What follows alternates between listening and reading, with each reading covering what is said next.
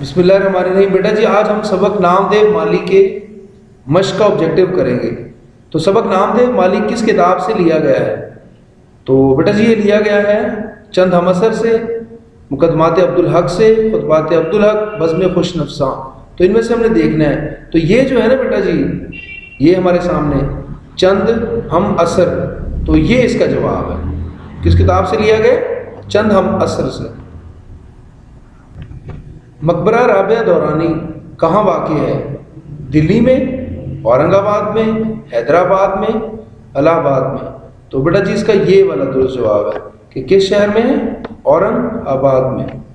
ٹھیک ہے، تو یہ ہمارا درست جواب ہوگا۔ تو باغ کے داروغہ کون تھے؟ داروغہ نگران، جو ملازم رکھے ہوتے ہیں ان کا سردار یعنی مینیجر جو ہوتا ہے۔ تو بیٹا یہ نام سید سراج الحسن، مولوی عبدالحق، عبد الرحیم خان فینسی یا ایوب عباسی۔ تو اس کا بیٹا جی درست جواب یہ ہے۔ کون تھا؟ عبد الرحیم خان فینسی۔ تو نامدیو بڑی تندہی سے اپنے کام میں مصروف رہتا، اس کی وجہ تھی۔ تو تندہی جو ہے نا بیٹا، اس کا مطلب ہوتا ہے محنت۔ تو اس کی وجہ کیا تھی کہ تنخواہ کا لالچ تھا اس کو، افسران کی خوشی، بے عزتی کا خوف، یا اپنے کام سے محبت۔ تو اس کا بیٹا درست جواب بھی یہی ہے کہ اپنے کام سے محبت تھی اس کو۔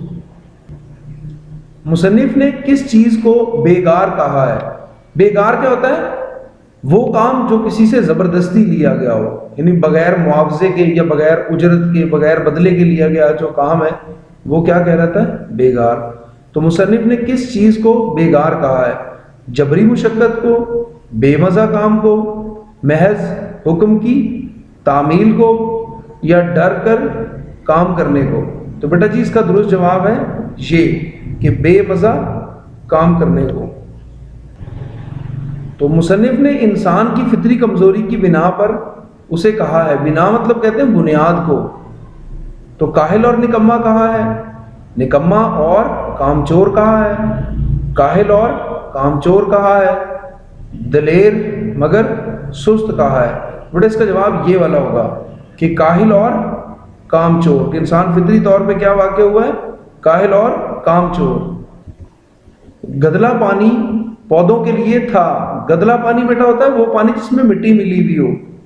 ضرر رساں یہ نقصان دہ تھا، بے سود بے فائدہ تھا، مفید فائدہ مند تھا، یا آب حیات تھا۔ آب حیات زندگی بخش پانی۔ بیٹا مصنف کے بقول وہ یہ تھا، آب حیات۔ درجہ کمال تک پہنچنے کے لیے ضروری ہے۔ تو کیا چیز ضروری ہے بیٹا جی؟ جد و جہد، صلاحیت، خوشبختی، وسائل کا ہونا۔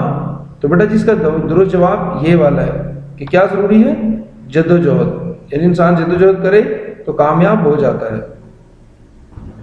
تو ڈاکٹر سراج الحسن کی ایک خوبی یہ تھی کہ وہ تھے، کیا تھے؟ نباز، فیاض، مردم شناس، خوش مزاج۔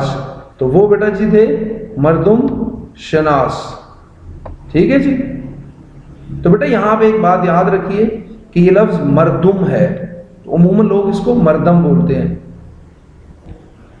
تو ایسے الفاظ جن کا املا تو ایک ہو مگر ان کے دو معنی ہو، تو یہ کیا کہلاتے ہیں؟ ہم معنی الفاظ کہلاتے ہیں، ہم شکل الفاظ، ہم وزن الفاظ، یا ذو معنی الفاظ۔ تو بیٹا جی یہ والا جواب اس کا درست ہے کہ ذو معنی الفاظ۔ تو بیٹا جی آج کا ہمارا اتنا ہی کام ہے۔ اوکے جی، اللہ حافظ۔